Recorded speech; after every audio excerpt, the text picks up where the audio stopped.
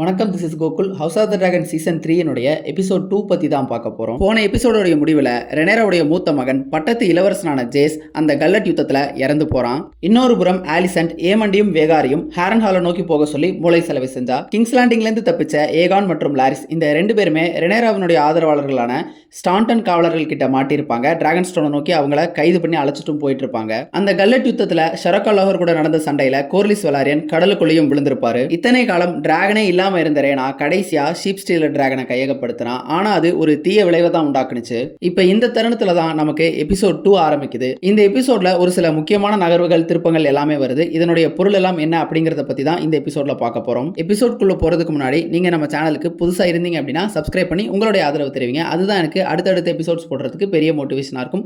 இப்ப வாங்க வீடியோக்குள்ள போகலாம். கல்லட் யுத்தத்துல எஞ்சி இருக்கக்கூடிய அந்த ட்ரையார்கி படையினரை இப்ப நம்ம டிராகன் சீட்ஸ் அவங்களுடைய டிராகன்களை வந்து எரிச்சிட்டு இருக்காங்க. இந்த ட்ரையார்கி படையிலிருந்து ஒரு சிலர் இங்க இருந்து தப்பிச்சு நகரத்தை நோக்கி போற மாதிரியும் நமக்கு எபிசோட்ல பிற்பகுதியில காட்டுவாங்க. இந்த டிராகன் சீட்ஸ் போன எபிசோட்ல ஏமண்டையும் வேகாரையும் தாக்குறதுக்காக ஹாரன் ஹால் பக்கத்துல பதுங்கி இருந்திருப்பாங்க.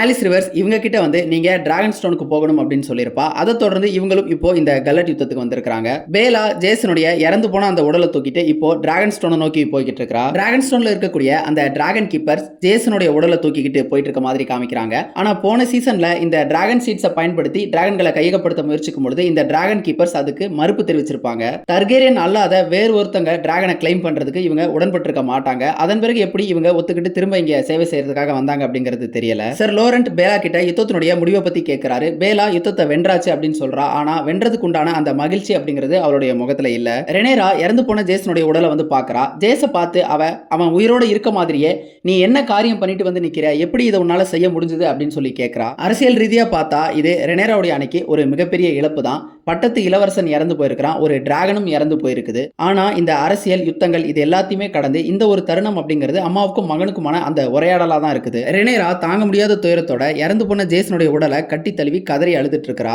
சர் லோரண்ட் ரெனேரா கிட்ட வந்து நான் தவறு செஞ்சுட்டேன், நான் உயிர் வாழ தகுதி இல்லாதவன், என்னுடைய உயிரை எடுத்துருங்க அப்படின்னு சொல்லி மண்டியிட்டு மன்றாடுறாரு. ஆனா அது என்ன ஒரு விளைவை கொடுத்துற போது, இறந்து போன என்னுடைய மகனை உயிரோட கொண்டு வந்துட போகுதா, அல்லது நீங்க எல்லாரும் சேர்ந்து செஞ்ச இந்த பிழை திருத்தப்பட்ட போதா, நீங்க எல்லாருமா சேர்ந்து தான் உங்களுடைய அரசியான எனக்கு துரோகம் செஞ்சிருக்கீங்க அப்படின்னு சொல்லி ரெனேரா அவங்க எல்லார்கிட்டயுமே கேட்கிறா. கல்லட் யுத்தத்துல கடலுக்குள்ள விழுந்துட்ட கோர்லிஸ ஆலின் இங்க தேடி அலைஞ்சிட்டு இருக்கான். அப்ப அந்த இடத்துக்கு பேலாவும் வருவா. பேலாவும் ஆலினும் இப்போ கோர்லிஸ் வெலாரியனை பத்தி பேசிக்கிறாங்க. கோர்லிஸ் வெலாரியன் இதுக்கு முன்னாடியும் இந்த மாதிரியான கடல் பயணங்களையும் யுத்தங்களையும் சாவின் விளிம்புக்கு போயிட்டு திரும்ப மீண்டு வந்திருக்கிறாரு அப்படின்னு பேலா சொல்றா. அதனால இந்த முறையும் அவர் கண்டிப்பா திரும்ப வந்துருவாரு அப்படின்னு அவ சொல்றா. கோர்லிஸ் வெலாரியன் தன்னுடைய மனைவியான ரெனிஸ் டர்கேரியனை ரொம்பவே நேசிச்சதாகவும் அந்த காரணத்தினாலதான் ஆடம் மற்றும் ஆலின் இந்த ரெண்டு பேரையும் அவர் தள்ளியே வச்சிருந்ததாகவும் பேலா சொல்றா. அதோட இல்லாம அந்த காரணத்தினால தான் இவங்க ரெண்டு பேரையுமே அவர் மறக்க நினைச்சதாகவும் சொல்றா. அதுக்கு ஆலின் மறக்கிறதுக்கு நாங்க வெறும் நினைவுகள் இல்ல அப்படின்னு பதிலளிக்கிறான். அதன் பிறகு ஆலின் பேலாவுக்கு நிச்சயிக்கப்பட்ட ஜேஸ் இப்ப இறந்து போயிருக்க காரணத்தினால அந்த துக்கத்தையும் அவகிட்ட பகிர்ந்துக்கிறான். அதே இடத்துல இப்போ சீஸ்மோக் டிராகன்ல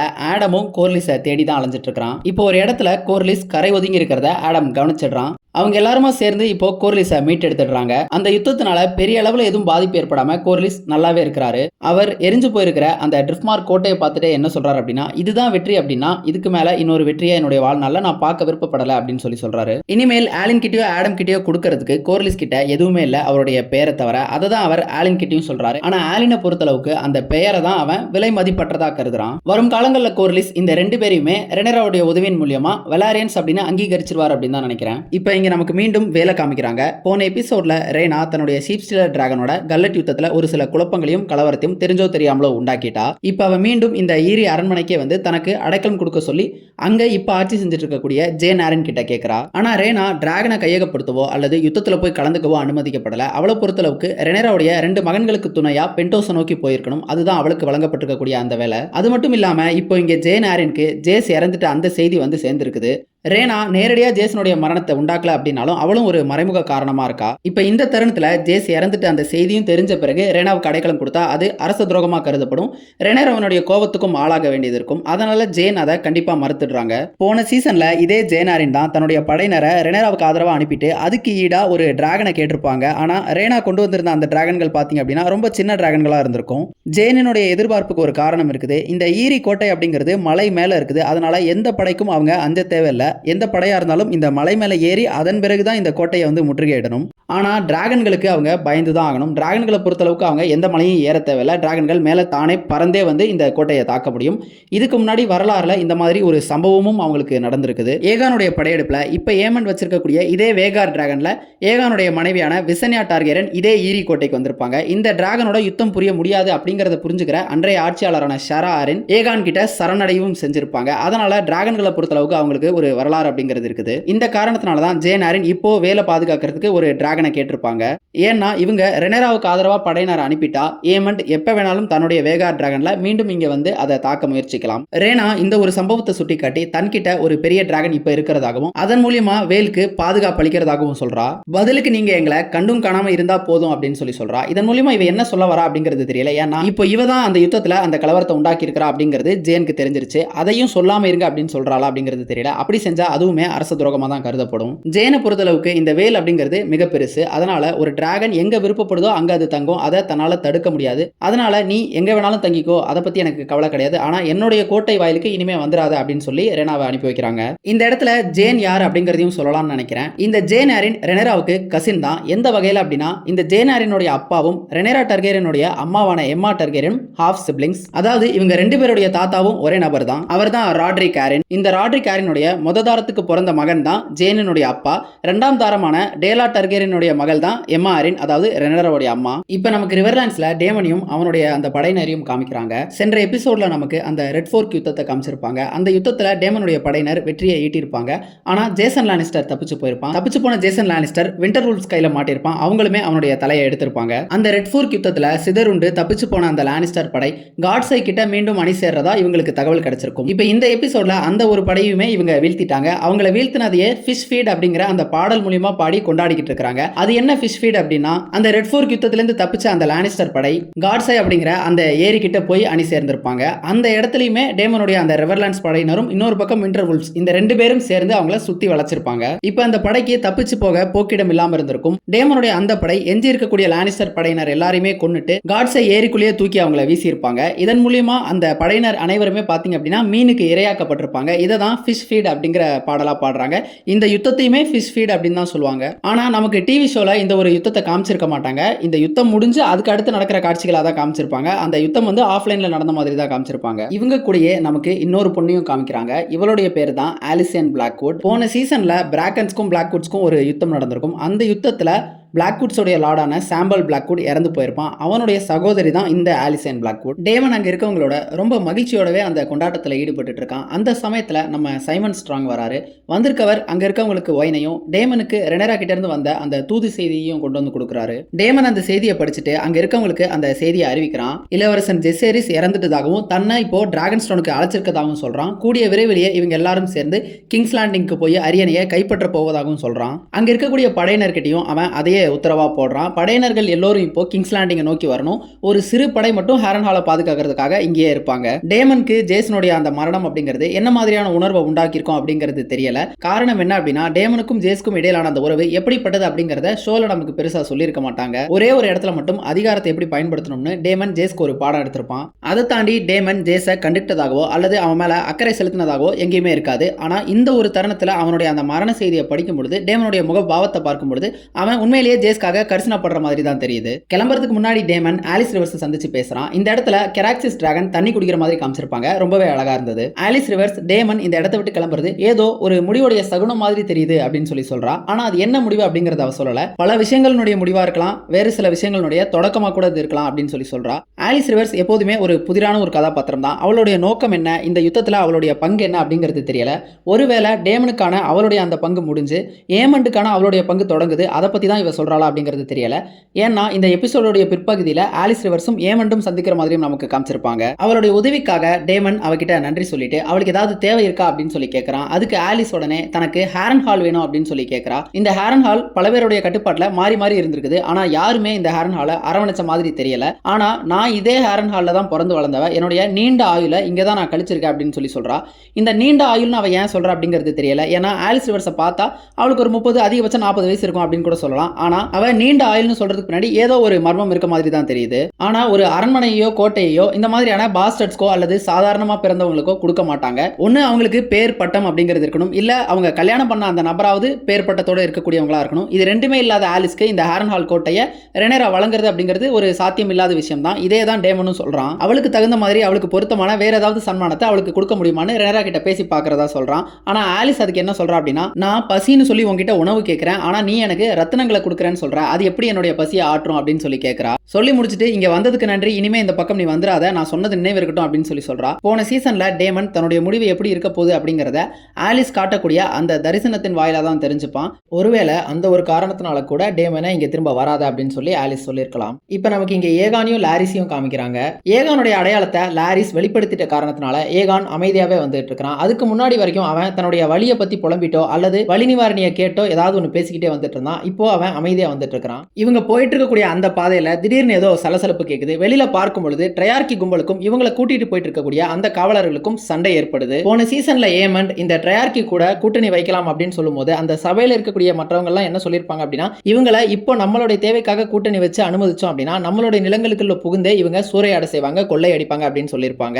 அதுதான் இப்போ நிதர்சனமாகி இருக்கு. அதுதான் இங்க நடந்துகிட்டு இருக்குது. ஆனாலும் இதுல ஒரு சாதகம் இருக்குது. காரணம் என்ன அப்படின்னா, அந்த ட்ரையார்கி கும்பல் தாக்கக்கூடிய அந்த நபர்கள் எல்லாமே பாத்தீங்க அப்படின்னா ஏகான சிறைப்படுத்தி கூட்டிட்டு போயிட்டு இருக்கக்கூடிய ரெனேராவுடைய ஆதரவாளர்கள். அந்த சண்டைக்கு நடுவுல இவங்க ரெண்டு பேத்தையுமே தப்பிக்காம பாத்துக்கிட்டு இருந்த ஒருத்தனை லாரிஸ் அந்த காக்கா குண்டை வச்சு தலையில அடிச்சு கீழே தள்ளிடுறான். ஏகான் அவனை கஷ்டப்பட்டு கொண்டுட்டு அந்த இடத்துல இருந்து ரெண்டு பேரும் தப்பிக்க பாக்குறாங்க.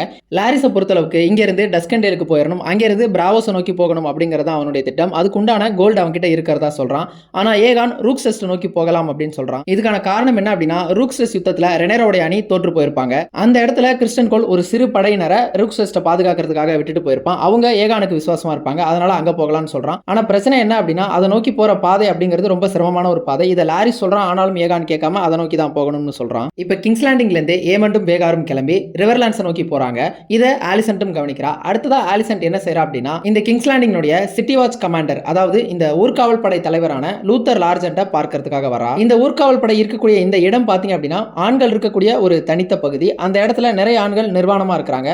பொதுவாக இந்த மாதிரியான இடங்களுக்கு பெண்களோ அரசிகளோ வரமாட்டாங்க. அதுக்கு பதிலாக அவங்களுக்கு ஏதாவது தகவல் சொல்லணும் அப்படின்னா வேறு யாராவது ஆண் மூலியமா சொல்லி தான் அனுப்பி விடுவாங்க. ஆனா ஆலிசன்ட்டே இப்போ நேரடியா வந்திருக்கிறா. ஆலிசன்ட் லூத்தர் கிட்ட ரெனேரா கிங்ஸ் லேண்டிங்க்கு திரும்ப போறதா சொல்றா. ஏகானுடைய இன்மையில ஆட்சி செஞ்சுட்டு இருந்த ஏமண்டும் இப்போ கிங்ஸ் லேண்டிங்கை விட்டு போயிட்டான். அதனால இந்த நகரத்தினுடைய அந்த அதிகாரம் அப்படிங்கிறது இப்போ அரசியான ஹெலினா கையில தான் இருக்குது. ஹெலினா அமைதியை தான் விரும்புறதாகவும் அதனால ரெனேரா வரும்பொழுது இந்த நகரத்தினுடைய கதவுகள் திறந்து வைக்கப்படணும் அப்படின்னும் அதன் பிறகு ரெனேரா அரியணையை கைப்பற்றவும் அனுமதிக்கணும் அப்படின்னும் ஹெலினாவுடைய விருப்பமா இருக்கிறதா ஆலிசன்ட் லூத்தர் கிட்ட சொல்றா. இந்த ஒரு ஏற்பாடு வெளியில தெரிஞ்சா அது பெரிய பிரச்சனை ஆயிடும் அப்படிங்கிற காரணத்தினால தான் ஆலிசன்ட் இங்க நேரடியா வந்து இந்த தகவலை சொல்றா. ஆலிசன்ட் இப்போ கிங்ஸ் லேண்டிங் விட்டு கிளம்புறதுக்கான அந்த ஆயத்த பணிகளை செஞ்சுட்டு இருக்கா. அந்த தருணத்துல அவளுடைய பிரத்யேக பாதுகாவலரான சர் ரிக்கார்ட் தான் அவளை சந்திச்சு பேசுறாரு. அவரை பொறுத்தளவுக்கு ஆலிசன்டோட நடவடிக்கைகள்ல ஏதோ தப்பா இருக்கிறதா அவர் உணர்றாரு. இதுக்கான காரணம் என்ன அப்படின்னா, ஆலிசன்ட் தனியா போய் அந்த சிட்டி வாட்ச் கமாண்டரை பார்த்துட்டு வந்திருக்கிறா. எப்போதுமே அரசிகள் இந்த மாதிரியான இடங்களுக்கு போகும்போது கூடவே அந்த பிரத்யேக பாதுகாவலர் எப்போதுமே இருப்பாரு.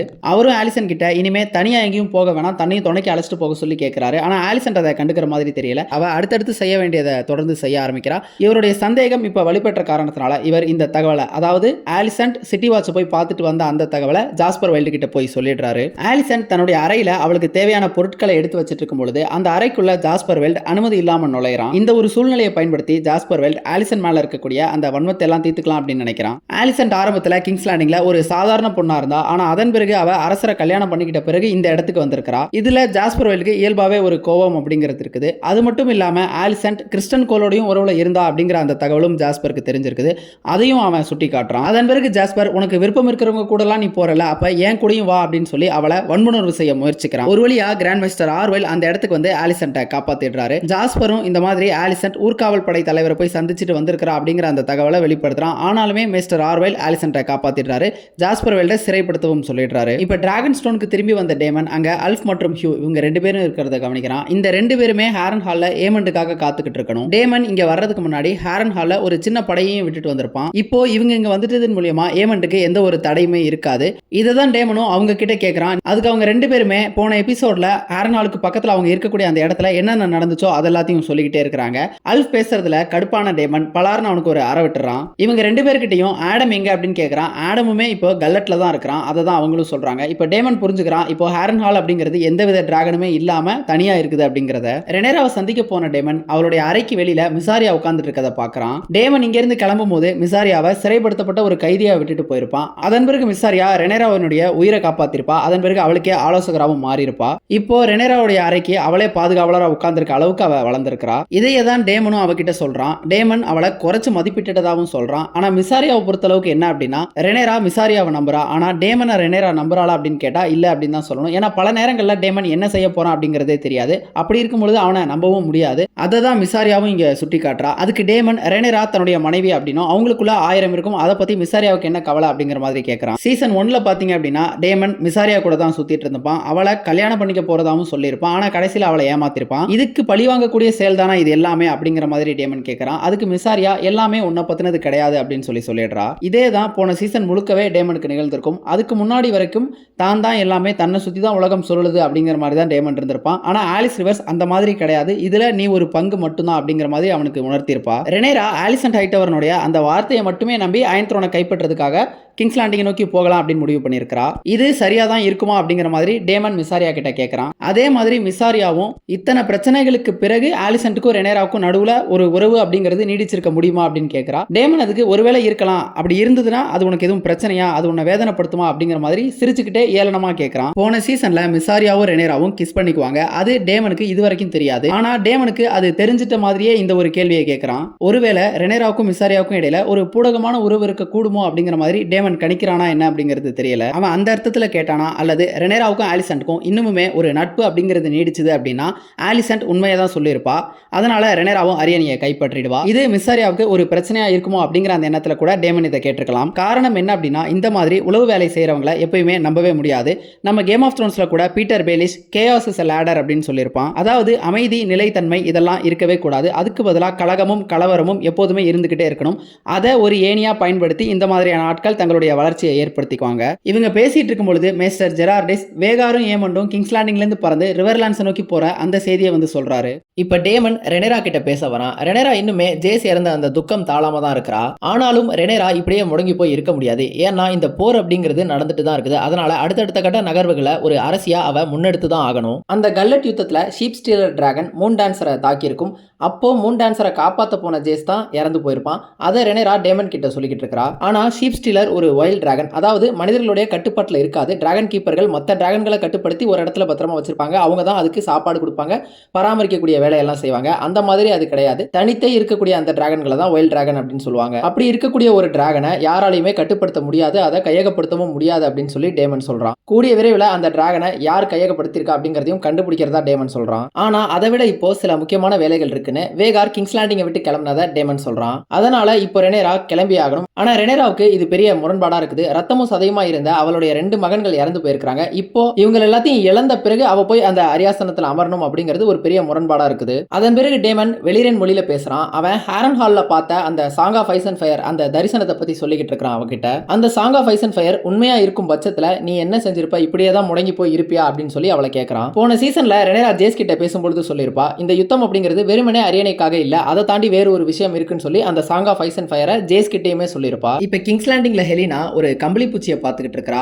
இந்த பருவம் அப்படிங்கிறது வண்ணத்து பூச்சிகளுக்கான பருவம் இல்ல. அப்படி இருக்கும் பொழுது எப்படி கம்பளி பூச்சி வருது அப்படிங்கறத அவ ஆச்சரியமா பார்த்துட்டு இருக்கா. ஹெலினா எப்போதுமே இந்த புழுக்கள், பூச்சிகள் இதுலலாம் ஆர்வம் அதிகம் கொண்ட ஒரு பெண்ணா தான் ஆரம்பத்துல இருந்தே இருந்திருக்கா. அவ இப்போ படிச்சிட்டு இருக்க அந்த புக்கு கூட பாத்தீங்க அப்படின்னா நாத்துல இருக்கக்கூடிய வண்ணத்து பூச்சிகளை பத்தின ஒரு புக்கு தான். நாத் அப்படிங்கிறது வண்ணத்து பூச்சிகளுக்காக பெயர் போன ஒரு தீவு. அந்த தீவுல நிறைய வண்ணத்து பூச்சிகள் இருக்கும். அந்த வண்ணத்து பூச்சிகள்னால ஒரு பிரத்யேகமான காய்ச்சலை உண்டாக்க முடியும் அப்படின்னு சொல்லுவாங்க. நம்ம கேம் ஆஃப் த்ரோன்ஸ்ல மிஸ்ஸாண்டே இந்த நாத் அப்படிங்கிற தீவை சேர்ந்த ஒரு பெண் தான். இப்ப ஆலிசன் ஹெலினா கிட்ட வந்து அவங்க இப்போ கிங்ஸ் லேண்டிங்கை விட்டு கிளம்பணும் அப்படிங்கிறதையும் ரெனேரா இங்க திரும்ப வந்துகிட்டு இருக்கா அப்படிங்கிறதையும் சொல்றா. ஆனா ஹெலினாக்கு இது வியப்பா இருக்குது. காரணம் என்ன அப்படின்னா விசேரிஸ் உயிரோட இருக்கிற வரைக்குமே ரெனேரா தான் அவர் வாரிசா அறிவிச்சிருந்தாரு. அதுல கடைசி வரைக்கும் உறுதியா தான் இருந்தாரு. ஏகான அவர் முன்மொழியவே இல்லை. அதை பத்தி ஹெலினா கேட்கும்போது விசேரிஸ் அந்த தருணத்துல என்ன சொன்னார் அப்படிங்கறத இப்ப என்னால நினைவுபடுத்தி சரியா சொல்ல முடியல. அவர் என்ன சொல்ல வந்தாருங்கிறது எனக்கு தெரியல அப்படிங்கிற மாதிரி இப்ப ஆலிசன் சொல்றா. ஆக்சுவலா அவர் ஏகானுடைய அந்த song of ice and fire பத்தி தான் சொல்லியிருப்பாரு. இந்த ஏகான சொன்ன மாதிரி நினைச்சுக்கிட்டு ஆலிசன் தான் அதை தவறா தவறா புரிஞ்சிருப்பா. ஆனா அது இல்லனாலுமே ஆட்டோ ஹைட்டவர் ஏகான அரசர் ஆக்கியிருப்பாரு. அதுக்கு உண்டான அந்த திட்டங்கள் தனியா போய்கிட்டு தான் இருந்திருக்கும். போன சீசன்ல ஹெலினா ஆலிசன் கிட்ட பேசும்பொழுது அரசி ஆகிறதுக்கு முன்னாடி தான் அவன் நிம்மதியா இருந்ததா சொல்லியிருப்பா. அதுக்கு உண்டான தருணம் இப்போ வந்துருச்சு. நாம இப்போ இனிமே அரசாங்க வேலையில இருக்க போறது கிடையாது, நம்ம வெளியில போக போறோம்னு ஆலிசன் சொல்றா. கிங்ஸ் லேண்டிங் கோட்டை சுவர்கள்ல ரெனேராவுடைய டிராகன்கள் ஏதாவது வந்தா அவைகளை தாக்குறதுக்காக அந்த ஸ்கார்பியன் ஆயுதத்தை வச்சிருப்பாங்க இல்லையா, அந்த இடத்துக்கு இப்போ ஆலிசன் டு ஹெலினாவும் வராங்க. ஆலிசன் அங்க இருக்கக்கூடிய அந்த தலைமை காவலாளி கிட்ட ரெனேரா வந்துகிட்டு இருக்கிறத பத்தியும் எந்த ஒரு டிராகனையும் தாக்க கூடாது அப்படிங்கறத பத்தியும் சொல்றா. ஹெலினாவும் அந்த பாதுகாவலர் கிட்ட அதே தான் சொல்றா. இப்போ ஹெலினா தான் இங்க அதிகாரத்தை கட்டுப்படுத்திட்டு இருக்க காரணத்தினால அவருக்கும் இதை கேட்கறது தவிர வழி இல்ல. ரெனேராவை உள்ள அனுமதிச்சு அமைதிக்காக எதிர்பார்த்து இருப்பீங்களா, அல்லது இங்க இருக்கக்கூடிய எல்லாரையும் டிராகன் தீக்கு இரையாக்க போறீங்களா அப்படின்னு ஆலிசன் கேட்கிறா. இப்போ நமக்கு டிராகன் ஸ்டோன்ல மீண்டும் ரெனேராவை காமிக்கிறாங்க. ரெனேராவுடைய முகத்துல இருளும் ஒளியும் மாறி மாறி பிரதிபலிக்குது. டேமன் மற்றும் ரெனேரா இவங்க ரெண்டு பேருமே இப்போ டிராகன் ஸ்டோன்ல இருந்து கிங்ஸ் லேண்டிங்க்கு கிளம்புறதுக்கு தயாராயிட்டு இருக்காங்க. அவங்க போறதுக்கு முன்னாடி அங்க இருக்கக்கூடிய லார்ட் பார்டிமோஸ் கிட்டயும் மிஸ்டர் ஜெரார்டிஸ் கிட்டயும் சொல்லிட்டு போறாங்க. இதை கேட்ட அந்த ரெண்டு பேருமே இது ஆபத்தானது அப்படின்னு வழக்கம் போல சொல்றாங்க. மிஸ்டர் ஜெரார்டிஸ் ரெனேரா கிட்ட வெலாரியன் படை இப்போ சிதறுண்டு போயிருக்குது. இந்த தருணத்துல ரெனேரா டிராகன்ல தனியாவே கோட்டைக்குள்ள போனா கோட்டைக்குள்ள அவளை பாதுகாக்கிறதுக்கு யாரும் இருக்க மாட்டாங்க அப்படிங்கறத சொல்றாரு. ஆனா அதுக்கு டேமன் ரெனேராவுக்கு நான் இருக்கேன் அப்படின்னு சொல்றான். கிளம்புறதுக்கு முன்னாடி மிசாரியா ரெனேரா கிட்ட அவளுடைய அந்த கிரீடத்தை கொடுக்கறா. கிரீடத்தை கொடுத்துட்டு கூடிய விரைவில் அரியணையை கைப்பற்றின பிறகு தன்னையும் கிங்ஸ் லேண்டிங்க்கு அழைச்சிட்டு போயிருவீங்க அப்படிங்கிற அந்த நம்பிக்கை இருக்கிறதா சொல்றா. அதோட டேமன் மற்றும் மிசாரியா இந்த ரெண்டு பேர்ல யார் ரெனேராவுக்கு உண்மையா இருந்தாங்க அப்படிங்கறதையும் நினைவுல வச்சுக்க சொல்லி மிசாரியா சொல்றா. டேமன் இப்ப கிளம்புறதுக்கு முன்னாடி மிசாரியாவை பார்த்து ஏளனமா ஒரு சிரிப்பு சிரிச்சுட்டு போறான்.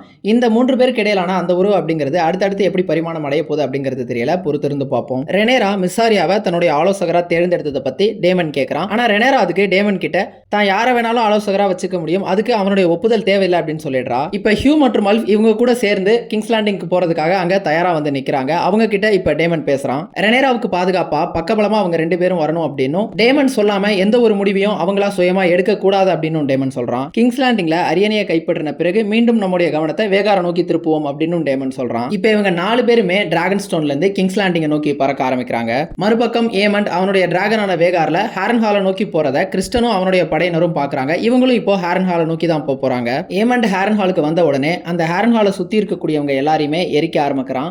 இவங்க எல்லாருமே டேமன் விட்டுட்டு போன அந்த சின்ன படையை சேர்ந்தவங்களா இருக்கக்கூடும். ஹாரன் ஹாலுக்கு உள்ள ஒரு சில வீரர்கள் இருக்காங்க. அவங்க எல்லாரையும் ஏமண்ட் தன் பங்குக்கு தானே கொல்ல ஆரம்பிக்கிறான். இதுவரைக்கும் ஏமண்ட் தானே வால் சண்டையில ஈடுபட்ட மாதிரி காமிச்சிருக்க மாட்டாங்க. இதுதான் முதல் முறை அப்படின்னு நினைக்கிறேன். ஹாரன் ஹால் அறைக்குள்ள ஏமண்ட் வர்ற இந்த காட்சியும் போன சீசன்ல டேமன் உள்ள வர்ற அந்த காட்சியும் கிட்டத்தட்ட ஒரே மாதிரி இருக்கும். டேமன் உள்ள வந்தப்போ எப்படி சைமன் ஸ்ட்ராங்கும் அவருடைய மகன்களும் சாப்பிட்டு இருந்தாங்களோ அதே மாதிரி தான் இப்பவும் உட்கார்ந்து சாப்பிட்டு இருக்காங்க. கோட்டையை சுத்தி அவ்வளவு நெருப்பு எரிஞ்சும் அத்தனை வீரர்கள் பலியாகியும் அதை பத்தி எதுவுமே கவலைப்படாம இங்க உட்கார்ந்து சாப்பிட்டு இருக்காங்க. அதை பத்தி கவலைப்படலையா இல்ல அது இவங்க காதுல விழுகலையா அப்படிங்கிறது தெரியல. இப்ப ஏமண்ட் தான் டேமன் டார்கெரியனை தேடி வந்திருக்கிறதா அங்க சைமன் ஸ்ட்ராங் கிட்ட சொல்றான். இந்த சைமன் ஸ்ட்ராங் பாத்தீங்க அப்படின்னா அவருடைய ஆதரவை ரெனேராவுடைய அணிக்கு தான் தெரிவிச்சிருக்காரு. ஆனாலும் இப்போ ஏமண்ட் கிட்ட எந்த பிரச்சனையும் பண்ணிக்க வேணாம் அப்படிங்கிறதுனால அதை வெளிக்காட்டிக்காம அவங்க கிட்ட தன்மையா பேசுறதுக்கு தான் முன்னாடி வராரு. அவர் ஏமண்ட் கிட்ட வந்து டேமன் டார்கெரியன் இங்க இல்ல, அவனுடைய படையினரும் இங்க இருந்து கிளம்பிட்டாங்க அப்படிங்கறத சொல்றாரு. அவர் பேசிட்டு இருக்கவே ஏமண்ட் அவரை கத்தியால குத்தி கொன்னுடுறான். அவர் மட்டும் இல்லாம அவருடைய மகன்களையும் அவன் ஒவ்வொருத்தரா கொல்ல ஆரம்பிக்கிறான். அதுல ஒருத்தன் ஏமண்ட பின்னாடியால வந்து அவனுடைய முதுகுல குத்திடுறான். இப்ப அவனையும் கொண்டுட்டு திரும்பி பார்க்கும் பொழுது அந்த இடத்துக்கு ஆலிஸ் ரிவர்ஸ் வந்து நிக்கிறா. ஏமண்ட் அவகிட்ட நெருங்கி போகவே அவன் முதுகுல இருந்து ரத்தம் வழியறத கவனிக்கிறான். ரத்தம் வழிஞ்சு அவன் அங்கேயே கீழே விழுந்துடுறான். இந்த இடத்துல ஏமண்ட் கத்தி குத்து வாங்கினதுனாலதான் கீழே விழுந்திருப்பான். ஆனாலுமே இந்த காட்சியை பார்க்கும் பொழுது ஆலிஸ் ரிவர்ஸ் ஏதோ மந்திரத்தை பண்ணி அவனை கீழே வீழ்த்திட்டாளா அப்படிங்கிற மாதிரியும் நமக்கு தோணுது. கீழே விழுந்துட்ட ஏமண்ட் தன்னை காப்பாத்த சொல்லி ஆலிஸ் கிட்ட மன்றாடுறான். ஏமண்ட் இங்க பலகாலமா இருந்து யாருக்கும் எந்த தீங்கியும் செய்யாத சைமன் ஸ்ட்ராங்கையும் அவருடைய மகன்களையுமே கொண்டு இருக்கிறான். இப்ப ஆலிஸ் ரிவர்ஸ் அவனை காப்பாத்துவாளா அப்படிங்கிறது தெரியல. எபிசோட்ல கொஞ்சம் முன்னாடி டேமன் கிட்ட அவ ஹாரன் ஹால் கேட்டிருப்பா. ஆனா அது கிடைக்கும் அப்படிங்கிறதுல உத்தரவாதம் இல்ல. ஒருவேளை ஹாரன் ஹாலுக்காக அவ திரும்ப இப்போ ஏமண்டோட அணிக்கு மாற போறாளா அப்படிங்கிறது தெரியல, பொறுத்திருந்து பார்ப்போம். இப்ப கிங்ஸ் லேண்டிங்க்கு ரெனேராவும் மத்தவங்களும் வந்து தரையிறங்கிட்டாங்க.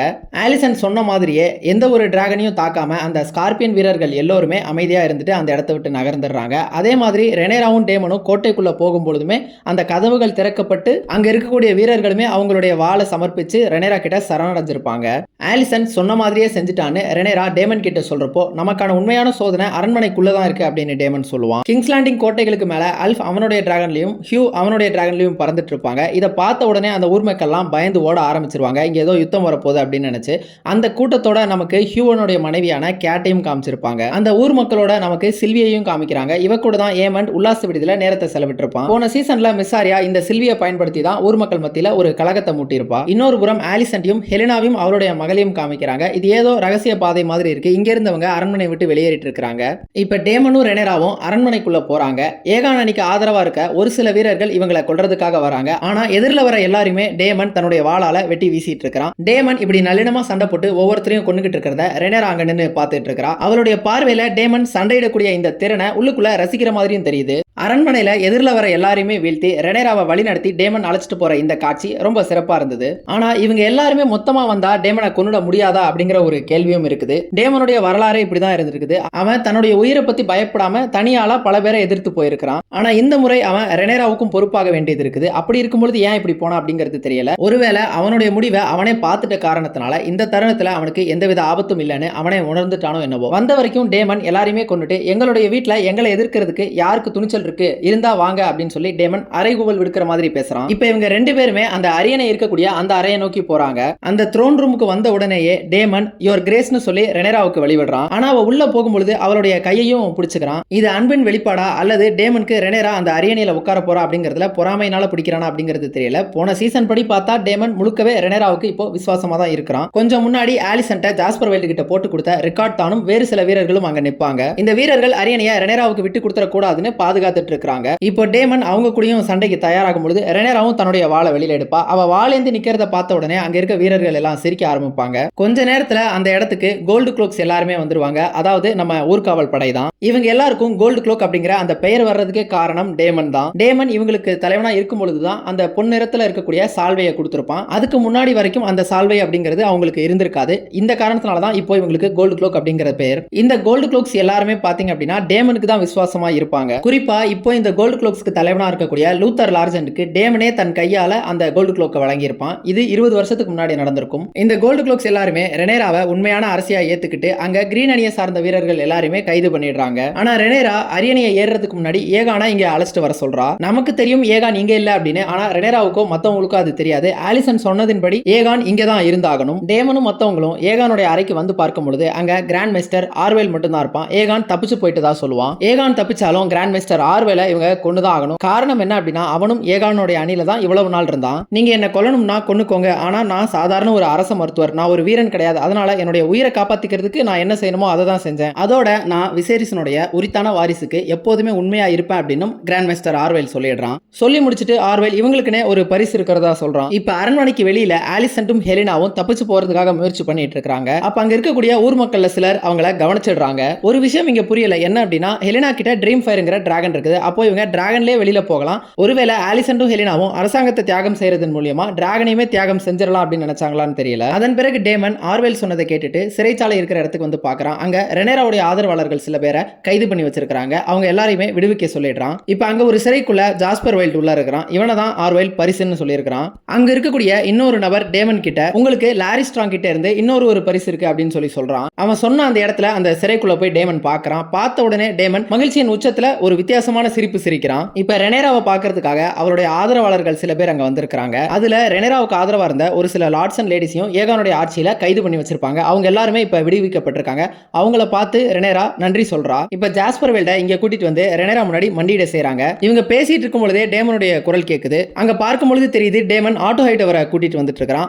ஆட்டோ ஹைட்டவர் தான் லாரி ஸ்ட்ராங் அந்த சிறைக்குள்ள இவ்வளவு நாள் சிறைப்படுத்தி வச்சிருந்திருக்கான். லாரிஸ் யாருடைய அணி அப்படிங்கறதே தெரியல. ஒரு நேரம் ஏகானுக்கு லாரிஸ் ஆதரவா இருக்கிறான். இன்னொரு நேரம் அவன் உண்மையிலேயே ஏகானுக்கு விசுவாசமா இருக்கிறான்னு நம்ம சந்தேகப்படுற அளவுக்கு இந்த மாதிரியான வேலைகளையும் செய்யறான். போன சீசன்ல Otto Hightower hand of the கிங்கா இருக்கும் பொழுதுமே ஏகான் கிட்ட வந்து ஆட்டோ ஹைட்டவர் பத்தி சில மூளை செலவுகளை செஞ்சிருப்பான். அதை தொடர்ந்து ஒரு சில வாக்குவாதங்களுக்கு பிறகுதான் ஏகானும் ஆட்டோ ஹைட்டவரை ஹேண்ட் ஆஃப் த கிங் பதவியில இருந்து தூக்கியிருப்பான். இவ்வளவு நாள் சிறைக்குள்ள இருந்த காரணத்தினால ஆட்டோ ஹைட்டவருக்கு இங்க என்ன நடந்தது அப்படிங்கிறது புரியல. ஆனா ரெனேராவும் டேமனும் இருக்கிறதன் மூலமா இவங்க இந்த இடத்தை கைப்பற்றிட்டாங்க அப்படிங்கிறது மட்டும் ஆட்டோ ஹைட்டவருக்கு புரியுது. இப்ப ஆட்டோ ஹைட்டவரையும் மண்டியிட செய்றாங்க. விசேரிசனுடைய உண்மையான வாரிசான ரெனேராவுக்கு எதிராக ஆட்டோ ஹைட்டவர் கிளர்ச்சி செஞ்ச காரணத்தினால ரெனேரா ரெனேரா இப்போ ஆட்டோ ஹைட்டவரை கொண்டுதான் ஆகணும், அவனுடைய தலையை எடுத்துதான் ஆகணும். இந்த நேரத்துல ரெனேரா பாவம் பார்த்தாலோ அல்லது தயங்கினாலோ அவ ஒரு வலிமையற்ற அரசியா கருதப்படுவா. டேமனும் அதே தான் ரெனேரா கிட்ட சொல்றான். அங்க சுத்தி நிறைய பேர் வேடிக்கையும் பார்த்துக்கிட்டு இருக்காங்க.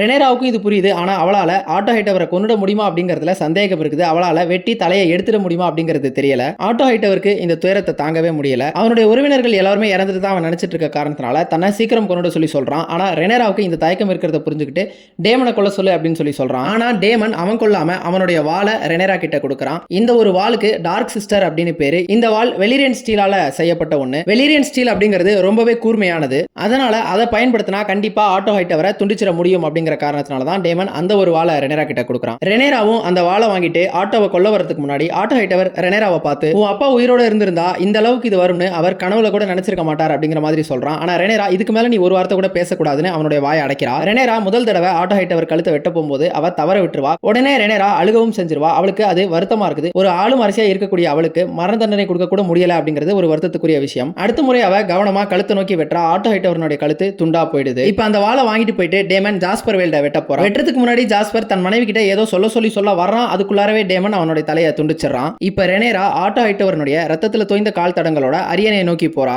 ஆட்டோ ஹைட்டவருடைய ரத்தம் அந்த தரை முழுக்க வழிஞ்சிருக்கும். அந்த ரத்தத்தினுடைய எதிரொலியில ரெனேரா அரியணை ஏற மாதிரி காமிச்சிருப்பாங்க. ரெனேரா அரியணையில உட்கார்ந்து இருக்கிற இந்த தருணத்துல தப்பிச்சு போக நினைச்ச ஆலிசன்டையும் ஹெலனாவையும் சில காவலர்கள் பிடிச்சிட்டு வந்து இங்க முன்னாடி நிறுத்துறாங்க. தன் அப்பாவினுடைய தலை துண்டிக்கப்பட்டு தனியா இருக்கிறத ஆலிசன் பார்த்துட்டு ரெனேராவையும் பார்க்கறா. அவளுடைய பார்வையில, நான் உனக்காக இவ்வளவு நல்லது செய்ய நினைச்சேன், உனக்காக இந்த நகரத்தையும் அரியணையும் விட்டு தர நினைச்சேன், ஆனா நீ என்னுடைய அப்பாவை இப்படி கொன்னு இருக்க அப்படிங்கிற மாதிரி இருக்குது. ரெனேராவும் ஆலிசன்ட்ட பார்க்கறா. அந்த பார்வையில ஆரம்பத்துல ஒரு மன்னிப்பு கோரல் அப்படிங்கிறது இருக்குது. நான் வேணும்னு இதை செய்யல அப்படிங்கிற மாதிரியான ஒரு எரிஞ்சல் துணி இருக்குது. ஆனா கொஞ்ச நேரத்திலேயே இல்ல அது அப்படி கிடையாது, ஒரு அரசியா இருக்கக்கூடிய நான் இதெல்லாம் செஞ்சுதான் ஆகணும் அப்படிங்கிற மாதிரியும் அது இருக்குது. இவ்வளவு போராட்டங்களுக்கும் இழப்புகளுக்கும் பிறகு ரெனேரா தனக்கு குறித்தான அந்த அரியாசனத்துல அமர்ந்துட்டா. ஆனா கதை இதோட முடிஞ்சிருக்கணும். அரியணையை கைப்பற்றின உடனேயே கதை முடிய வேண்டியது. ஆனா நம்ம கேம் ஆஃப் த்ரோன்ஸ் யூனிவர்ஸ்ல இங்க கதை முடியாது. இதுக்கப்புறம் தான் கதையே தொடங்கும். கைப்பற்றின இந்த அரியணையை ரெனேரா தக்க வைப்பாளா, அதுக்காக என்னெல்லாம் செய்ய வேண்டியிருக்கும், அடுத்தடுத்து என்ன நடக்கும் அப்படிங்கறது எல்லாத்தையுமே அடுத்த எபிசோட்ல பார்ப்போம். Thank you all.